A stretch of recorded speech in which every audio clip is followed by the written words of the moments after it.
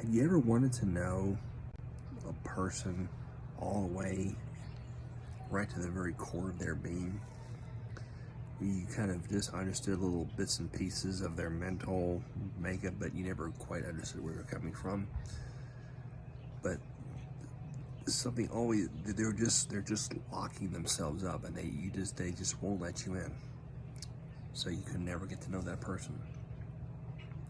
Well, guess what God does for you? He opens his heart for you to go directly there to see who he is, what he feels, what he thinks, everything, 100%. He has put it available to us. And we are there to examine it, to see it, to study it, to live in it, and most importantly, to enjoy ourselves and to be happy in that. That's what was done through the gospel to bring us directly back into the heart of our Heavenly Father. And I am so in peace with that. I know when we take our eyes off of the Spirit and we just focus on the world and we just don't factor in the Spirit in our views of the world, we can let that stress us. And I can't deny that I have let myself get distracted on multiple occasions. I think we all have. If you say you have not let yourself get distracted, then you're lying to yourself. We all have done that. Just admit it. But the great news is that God doesn't love you any less because you did that. He's always there to welcome you back with open arms.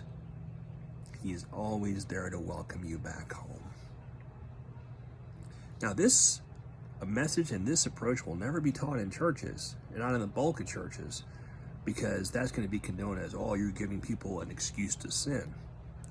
But when you come at it through the Spirit and you see his heart, you're not going to want to do those things. When Jesus told the prostitute, when the Pharisees brought her to him, and he said, for those of you who are without sin, cast the first stone. And he told her, he said, go and sin no more. And people say, see, he told her not to sin. But Jesus did not say, don't sin anymore. If you do, God will love you less. He never said that, did he? No. The love for the Heavenly Father will always come paramount. And when you come at it through the revelation of that spiritual truth, you will not want to sin. When Jesus told a woman, don't sin anymore, he was saying that really as a doctor to his patient. Look, just don't do that. It's going to hurt you. It's going to hurt other people around you. It's not going to change the way I feel about you. It's not going to change the way the Father feels about you, how much I love you. But it's going to hurt you. It's going to hurt other people. Just kind of look at it and make the right decision, not because of what other people are pressuring you to do. Just make it on your own conscious determination, based on what you know, based on the truth of what you already know in your heart. God makes it a heart issue. We, as a church, make it a mind issue. And, of course, when we incorporate our own minds into each one of these theologies, there's where we have all this confusion and all this conflict. God makes it a heart issue.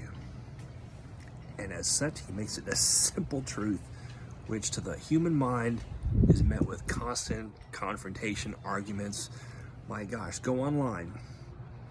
I've had people talk to me and they say, Scott, why are you on Facebook? This is just a minefield out there, and it absolutely is. That's absolutely true. You get a lot of people who confront me online, who are coming at me with all this different, using scriptures as excuses to be certain ways, which are totally untrue to God's heart. But when you take it as a personal, when you go personal, you go directly to the heart of our Heavenly Father through that personal connection,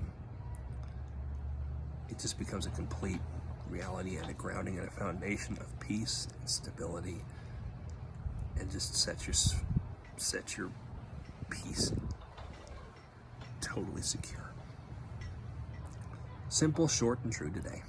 God bless you. I'll talk to you later. Bye-bye.